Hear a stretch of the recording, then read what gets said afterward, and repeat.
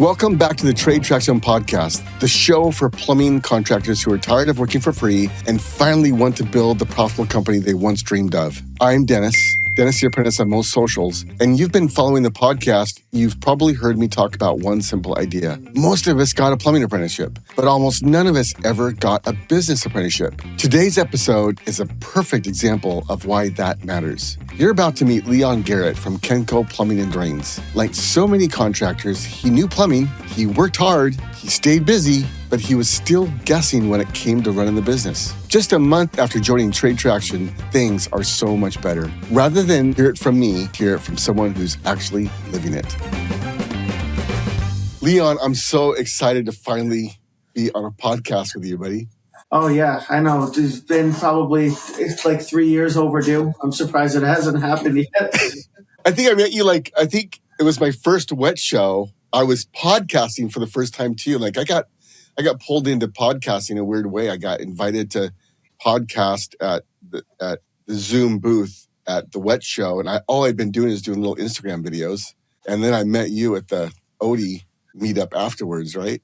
Yeah, no, that was my first wet show. And it was probably like going into my second year just being on Instagram, because in our community of the industry that we're in, it's like everybody knows each other and we all go to these trade shows. And that was like the first one. And honestly, that was like the beginning. I feel like not the beginning, but that just like it opened up a whole new, door. It opened a lot more doors for me. So how did this finally happen? What was the deciding factor for how did we finally connect and you get involved with Trade Traction? Yeah, just knowing you, obviously meeting you. It's like just planted a seed is, going and networking. You're definitely with how I got with you into this whole school program with Trade Traction is that I was just, I started working with this digital marketing agency, and then I started thinking about marketing a little bit more and sort of rebranding. And then I came up with like 5 people that I wanted to kind of bounce ideas off of. And I was at my daughter's dance recital the day that I messaged you, and you were like the number one person on my list that I really wanted to talk to, because I think you posted something about, really building your brand. And it wasn't really a thing of like building a brand on social media. It was more or less of building the brand in your own community with a home service business. So then right then and there, like before I saw that video, I already had in my brain that, I should reach out to Dennis. And then as soon as that happened, I was watching it during the recital, and that's when I reached out. I think I sent to you that video. I was like, it's just crazy that you posted that, because it's been heavy, like on my mind and heart. And then, then we got in on a Zoom call together. And I think, that very following Tuesday or Thursday, I was on the owner traction and sales traction school. Awesome. School classes with you, and it's completely, honestly, I've gotten so much value from it already, and it's not just me, it's trickled down to, our small team that we have. So tell me a little bit about Kenco Plumbing. What, how many years you've been going on? What's your size? What kind of work do you do? Yeah, so right now it's Kenco Plumbing and Drains. It started off as Kenco Plumbing and Gas, but today it's Kenco Plumbing and Drains. It's mostly a residential home service company to where we specialize in plumbing, anything from faucets to water heaters, the whole house repipes, and then, our sewer and drain service that we changed the name from Kenco Plumbing and Gas to Kenco and Plumbing and Drains, which was probably around this time last year. We made that transition as far as just like our name or whatever. But I started Kenco because I always knew since I got in the trade that I wanted to at least have a plumbing service. I never thought it'd be like home service or being in anybody's home or anything. I just come from a background of doing like commercial work. So, kind of started, there. And then, I remember I left like 2 other companies, and I went and interviewed at one other. And then from there, I kind of just jumped out of the window because the interview didn't go well, and, just jumped out of the window and was essentially like guessing for the first three years and just figuring it out on my own. And, I don't want to say that we did bad, but there was nothing to refer to. There was really no direction. It was just all guessing work with, no direction in the direction that I was getting. It wasn't like a nothing was like sane or sound about it. It wasn't like a proven formula or a method. There was no like clear cut way into, I was being the advice that I was given, I guess. Leon, it's like, you know how you can just go to the rental place, you can equipment rental place where it hurts or whatever it is. Yeah. And you walk in there and you can rent a freaking backhoe. And they just give you the keys. Yeah. And it's like, oh, go, and they'll deliver it to your job site. And you don't have a backhoe license. You may have never done it before. And I think that's kind of like business. It's like, just because you're a plumber, then they say, okay, you can go get in business. And what's occurring to me recently is, like, we spend all these years as an apprentice. We go to trade school and work under a mentor to get our plumbing license. And then we just throw all that away, or just throw that whole concept away of learning from someone else and somehow we feel like we got to go figure it out all by ourselves. Exactly. And so we skip the business apprenticeship. Yeah. And we all do it. I mean, that's what happened to me, because I didn't work from anybody with like giving pricing or understanding anything. I was just installing plumbing, and that's all I knew. If someone can teach you the ropes and tell you what to do and what not to do and help you along the way, you can get there a lot faster. Exactly. And to be honest, it's like, I feel like I had to learn all that. And I don't know nothing was really offered me as far as like coaching or anything in the beginning. But I will say, maybe if it was offered, I don't think like mentally I probably would have been ready anyways. I think it took to get to where we are right now to sort of, and I know it's like 3 years and whatever, but I honestly don't think I was ready to have like coaching or anything anyways yet. I think it needed to happen this way, if that makes sense. Absolutely. Okay, so how was it? How was it the last year, and what made you start getting ready? I think what's cool about this talking is that's all of our journeys. So what was it about? How was this last year? What were you doing? What were you trying? How were you feeling that helped you get ready? So in the very first 2 years, it was mostly I was trying to do new construction, because that's really where the vision was in the beginning, to where I thought that plumbing was, like the bigger jobs, or you get the bigger money and all this other stuff. I think there was definitely a part of my identity as like a person, to where I wanted to still be attached to that. I took like a lot of pride in with what I did. And I always thought that like, doing the bigger jobs meant that, it was like a part of me. And then I kind of, after being around guys like you and kind of listening to guys like you and people that owned home service companies, that I think after the 2 years, and and my experience with that hasn't really been the most pleasant either. It was very hard for me to find a contractor that could, keep that steady cash flow, because I would find a new contractor, I would do 2 jobs for him, and it was like kind of like a Ponzi scheme is what my dad refers to it as. Is like, it's like everybody's like borrowing from that next job to pay the next one. And then out of nowhere, there's like, we're getting burnt on the last job. And to be honest, like, to price that out, to kind of be in that, to kind of, I guess, be awarded the bid. And just like residential new construction, or even like light commercial, is like, you kind of got to like take the knee. And it's like, I'm always getting beat up on pricing. And like, after we would get paid, it was like kind of like a wash. So it took me like 2 years to kind of figure out that, because trying to do residential service overwhelmed me, because I thought that just going and changing out a faucet, there's no way to be profitable in doing that. Like, the job was too small, and that it wasn't really, I guess, worth my time. And then listening to, honestly, you, when I met you at Odie, I think that, that was the first time that you kind of planted that seed, being like, why can't you charge as much as these other companies are charging? And that's where I think like the seed started getting planted. And then after, I think a little over a year ago, we got an opportunity working with home warranty work, which we don't do anymore. But it gave me that experience, because, like I said, I come from commercial. I have no residential experience doing home service. So I didn't have enough, face time with the customer and presenting, our company, myself, and everything else in that environment. So I think that home warranty work got me to like do like a little tutorial with that. But again, there's they pretty much tell you what you're going to get paid and everything. So that was very, very, very short lived. And then I started, around that time, looking into marketing and everything, because we really wanted to, turn into like the home service, residential company. Is it was really this year, I think, is where like, I made my mind up and like things started clicking that, because I was being told by a lot of people too that there's no money in service. I was talking to Really? one. Yeah. There was be some people that don't do that. It hasn't been presented to them or laid out, like they haven't seen it yet. I think because I think a lot of guys work. If you look at, I guess just in my area, the big successful companies, they do home service, but then you'll get other guys that they work with in like a 2-man shop that's been a 2-man shop for 20 years, and they kind of just coast by. It's just like just enough is good enough. So I think that's maybe where they get that concept from that they were projecting on to me. The guy that from one of those companies, and it's like the owner's been working in the business for X amount of time, and it's always been like him and the son. And it's like, well, it sounds like they're going to still be there in 10 years, and you don't have to. And I'm not saying anything, but yeah, I think that's where it comes from.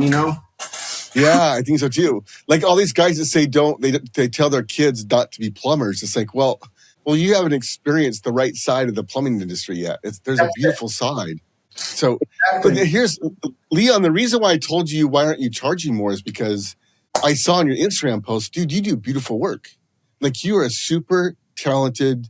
You do fantastic work, and so of all people, you should be getting paid really well, right? It's just yes. And I don't think you're the only one, dude. I think there's loads of fantastic plumbers out there that are just struggling to get by. And it's like, dude, we keep hearing that the trades are the place to be and there's not enough tradesmen out there. Well, if there's not enough tradespeople, then why aren't the existing tradespeople getting paid well? And the reason is because we don't know how to run those businesses yet. We skipped that apprenticeship.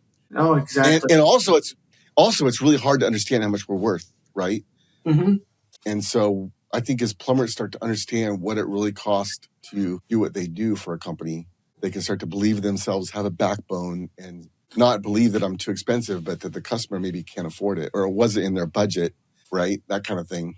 Yeah, no, for sure. Because, I was like, it took like a lot of guesswork out because when I didn't know the numbers until like real recently, like literally like this last month, it was like a lot of guesswork. I mean, we had an hourly rate, but that was kind of just pull out of air. There's something that we came up with. There was no logic or method to it. And I think that's why, a lot of things that, were happening where it just felt like, I mean, we were growing and we would buy stuff, but it like really wasn't, I feel like it could have been a lot more fluent. And now that, kind of having that formula to see where we need to be for the numbers and everything is like, I don't really feel as bad as like I just kind of offer with whatever the issue is and give multiple options. And like I said, this is brand new and it's honestly like we've done like I don't know about this month, but I would say maybe just off residential plumbing service with just the 2 vans. I think that this is probably the best month that we've had. I'd have to look at the numbers, but I definitely think that this is one of the better months that we've had probably.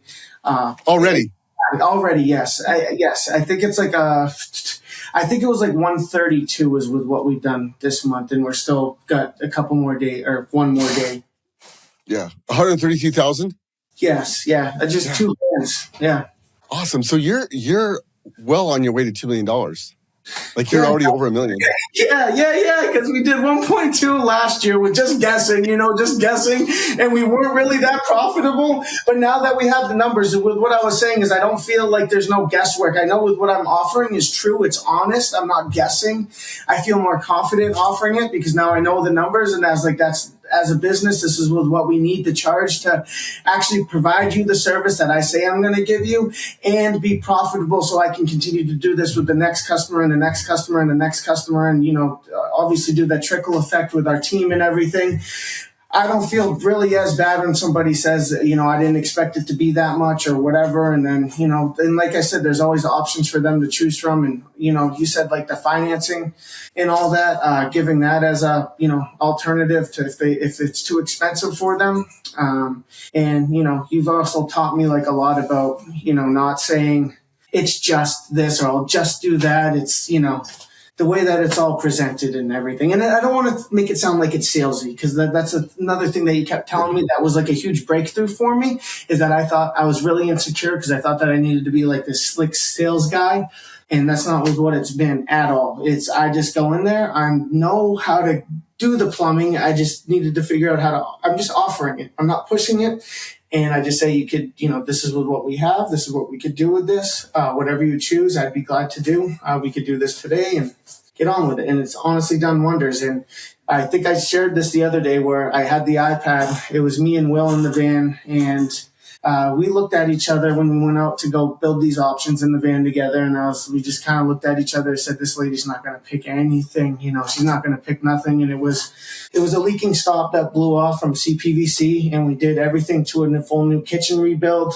And she chose the second to, we gave like 5 options. She chose the fourth. So there was offered, there's 5 options. She chose the fourth one, and we didn't even think she was going to pick the bandaid one. And she picked the fourth one. She took the iPad from my hand and said, no, I want this one. Before I could even go down to the bottom of the list, she took it from me and said, no, I want that one. And awesome. It was like a big thing. That was like, I know that's so simple, but it's just like, it's a tried and true method, and it actually works. It's not like like you said, a silver bullet. It's like, There's like a method to it. And all I'm doing is offering it. I'm not trying to sell anything. Here's the deal. Us plumbers, we go to wherever we go. Let's just say Home Depot, because we all know Home Depot. But you go to buy an impact drill, and there's several brands and several price ranges. And somehow we all pick Milwaukee's, right? And it's the most expensive. How'd that happen? Like, we weren't sold. We were presented options, and different people choose. Like, they're all the brands, honestly, are all really, really close, right? But we all have preferences, but somehow we buy the most expensive one, and then we don't think that our customer might do the same thing. So just give them. I call it stock the shelf, right? It'd be weird if you went to Home Depot and there was one drill on the shelf. That'd be weird. Be looking around, going, "What's going on?" Right? Am I on candid camera? Like, one option. What are you talking about? So all we're doing is stocking the shelf and letting them buy. And what's shocking is they're like us. They like to buy nice things as much as they can afford, right? Yeah, exactly. And like I said, that whole method's like just like mind blowing, because it does work. Leon, what I love about options is to give several options, you have to know what you're doing. And I think that's one thing I fear about the trades is if we get guys out there that really don't know what they're doing, or they just get a quick training and they're thrown into a truck and they don't really know what they're doing, then first of all, they don't know how to give options. And then that doesn't represent the trades well, right? No. So the more technically sound we get, the more comfortable we are and more able to give more options. And then it allows people to buy more from us. And so I love that we're not actually talking about sales. Like, so much focus is on being technically sound, which you are, right? That's what I think. You're good, dude. Fun with it. I was just talking to Hayden about this yesterday. I was on the phone with him, and we were just he was at a job, and we were like picking out options for him to offer.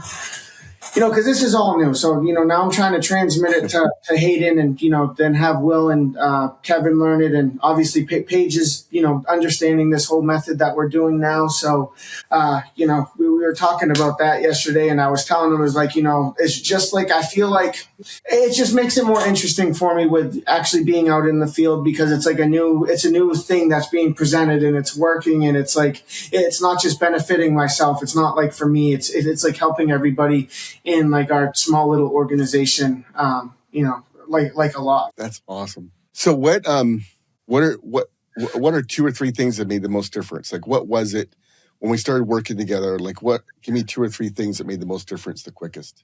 Yeah, I definitely would say number one would be, definitely showing the options. Like I was saying, I thought I had an insecurity that I thought that I needed to be some sort of slick sales guy. And it was very simple. It was like, you laid it out like super simple that, we're not salespeople, we're plumbers. Like you said, there's like the technical side of it. If we know what we could do with a water heater, or, because before all this, like 6 months ago, I was just going out and being like, could do a water heater, straight up replacement, do all the code upgrades and everything. But now it's gotten to the point where, we can do that, but we could also do a recirculation pump that we can offer. We could do powered anode rods. We could do inline water filters. There's a flood stops. There's a whole bunch of different things. So, that was one of the very, very first big ones to where it was like at the aha moment that, I could implement more and provide more value, or, build more value on each call and opportunity. And it kind of bleeds into other things too. It's a lot to digest. And then, really being hammered home because I was like doing stuff with digital marketing, and they're doing a great job, but not really focused on how many calls we were getting, but, with what we could do with each and every single call. And that means, taking the extra 20, 30 minutes, however long it takes. Maybe that's a little bit, overkill, but when you actually go out and you really spend the time, ask the right questions with the customer, see with what's going on, and just build that rapport with them, find out with what's actually been going on with that specific thing in their home. And I will write it down either in my iPad or in my notes, and then I'll re-ask them again, be like, oh, it sounds like you've had bad water pressure at the well tank. It looks like that, that this is all waterlogged, and you've been having, pressure issues before this happened. Let me go back out to the van. I'll get some options for you. And then from there, could build like a 5-option tier list to where, we would replace just the well tank, or we could do the well tank, a booster pump. We could do the well tank with a water test with a new filtration, and then a mow and flow. And there's so many different things that you can do there. And then they'll be like, oh my God, this last guy came out and said that, he'll just cut out the tank and just put a booster pump there. It's like, and then we give them like 5 things to choose from, and bring like a lot of value by just bringing information to them and telling them why I would offer this and why, I think this is the good option for them. So definitely the options has been, the biggest part, and then understanding the numbers of with what the money's going out and where we need to be for, I guess, like our hourly rate, and really just, going out and, trying to fill those vans with billable hours, and finding out just, picking a thing with what we want to do with our materials markup, has definitely been, great. And then it's like, we're all benefiting it from right now. And it's not just me, it's the guys in the vans. It's everybody as like a team, is like, we're kind of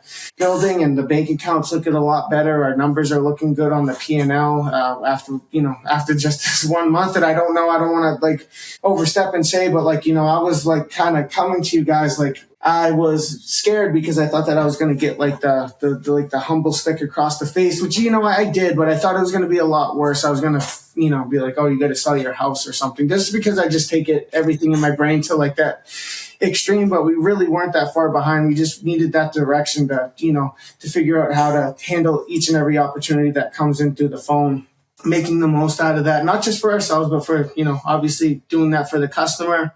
And then getting those numbers right, so there's no more guesswork, and then budgeting for other stuff where we were making goals. That's another big thing. That's making these goals with what we want each van to have on a daily basis, and kind of reviewing that every week. There's just like so much, and I never thought about doing a service meeting maybe like once every 3 months, but we just did our first one last week, and it was I would say that it was good, but it's like there's like a lot to go over.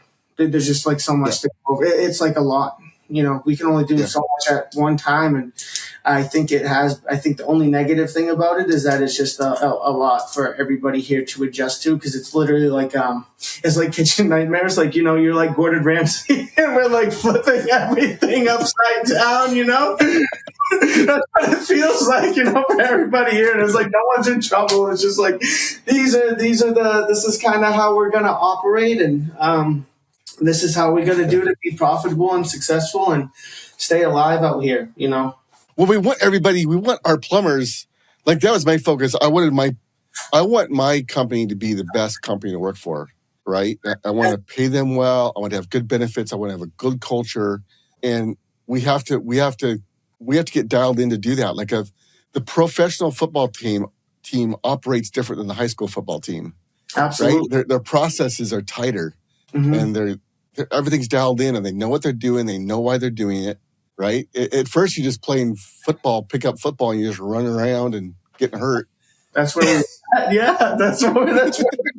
If you were to, yes. That's it. Do you want to play flag football or do you want to play pro football? Like, where are we at here, buddy? Yeah, exactly. Awesome. So where are you headed? What's that? So from we've only been working together a month. Yeah, we've only been working right? together a month. Yeah. Well, first of all, how much does it cost you actually? I didn't want to tell you this, but I feel like it should be more. With the roundabout and from it, to be honest, like be blatantly honest with you, it feels like a steal, because it's changed. This is just 1 month, and this isn't like a paid thing where me and Dennis are getting off the thing and he's paying me money. Like this is like real stuff. I like do screen sharing and show you like everything. Like I got notes and like a notebook to where we've done all this for. Yeah. I've been writing down for a full month and you've been executing on it, and there's still things that we're still ironing out or whatever, but I'd love to come back in like 6 months and revisit everything. And I guarantee you there's going to be probably setbacks, things that we messed up on, but I guarantee you we're going to be not where we were here talking today. I could only see it. That's another thing too. If we keep applying this and learning and doing all this together, I feel like it's only going to get better and better for Kenco Plumbing and Drains. So the reason it's inexpensive is I'm just getting started, right? And so I was thinking I'll get 10 people on board and a bit of introductory price, and then it'll keep going up as we prove that it works, right? I know it works. I did it for 25 years, right? And that's the thing. And with what, I don't want to say with what sold me on it, but with what made it sit right with me is the way that, you kind of did like the onboarding with us, is that you weren't promising anything. You weren't saying there's like a magic wand that you're going to wave in front of my face. You straight up just told me, this is a journey. This is a process. We're going to do this one thing at a time. And honestly, like with what it truly reminded me of is why it like kind of like resonated with me, like in on like a very like personal level, is that it was like sort of like with when I got sober. That's with how these people kind of approached with the things of how I'm going to make my life better. That's, you kind of had that same approach to it, to where that didn't feel like you weren't trying to sell me anything. You were just literally trying to provide me solutions that. And you were straight up with being like, this isn't going to be something that's going to change overnight. There's like one thing at a time. But, and I think like another great thing is that even Paige is like the hardest person to try to convince her to do anything. She was obviously scared in the beginning, but instantly she sees everything that's happened and that's flipped upside down. And, she makes it a thing, being like, you got your call with Dennis today, you got your call with Dennis. She makes sure, because she does our schedule, and she makes sure that I'm there Tuesdays and Thursdays, and she makes sure where she needs to be with Kimberly on that time. And, we take it serious, like as if it's like almost like life or death. Like, that's how much value the trade traction, owner traction, and pipes to profit has been, for both of us. Awesome. It's high value. Yeah. We're having so much fun helping young contractors like yourself. Like, it took us a long time to figure it all out, but it is so fun. Business can be fun, and it's kind of fun to kind of gamify it, right? And have a goal and a score and to keep track. And then if you're tired because you got your butt kicked, or tired because you just kicked butt, right? And that's what it's been. Yeah. Yeah. Very cool. All right. So what's next? What is the next thing? We're only in this a month. What is the next thing that you see happening for Kenco Plumbing and Drains? I definitely think it's now I'm going to have more time to, I definitely think the next thing is we need to get our operating procedures in place and build that culture here. I'm not saying that we don't already have culture, but there's definitely, there's so much, like a long way to go. Like, I feel like, we haven't even really started yet. So I think next is, continuing to do with what we're doing and, transmit this to Kevin, Will, and Hayden, and, kind of keep it going like that. Awesome. Are you going to hit $2 million this year? I think so. Paige might say no, because we budget. So this is the thing. We budgeted to do like $1.5 million, but we've been setting our goals. And it's so funny because like everybody clapped for me the other day, but I was like, I don't know if like next month, because you never know. But if it continues to go the way that it's going, I definitely see it going there, because it just what's going to happen as the techs start to see what's going on and they know how they contribute. Like every employee needs to know what they're trying to do in the day, right? Even the call takers need to know, how many calls do I need? And did we get enough calls or not?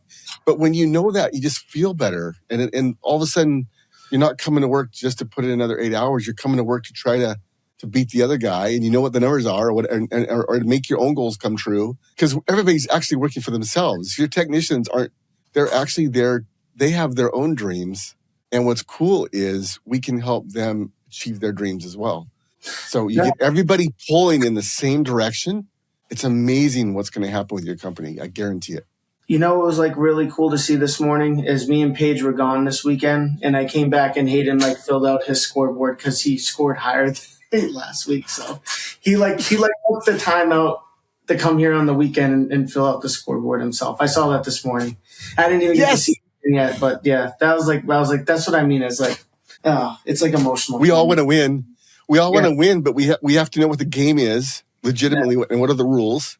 So that's what we're going to do Thursday is we're going to do operating agreements, and I'm going to do it with us, but then it's going to teach you how to do it with your own company, and you're going to kind of create the culture, what you guys like and don't like for Kenco Plumbing, right? Exactly. So, and then that's a living document. As you grow and things change, you can affect that, but you just kind of start to solidify, hey, this is the way we work together. This is our culture. This is what we like. And every company's different. You're going to create a super cool company, and it's going to be a little different than my company was, but it'll be yours. And people will be attracted to work at your company because of that. That's what's so cool. Well, Leon, I'm so glad we finally connected and are making stuff happen. You deserve to run a super profitable company. And what I can see with you and Paige working together and your dedication, sky's the limit. Yeah, absolutely. Thank you. Awesome. We're having fun.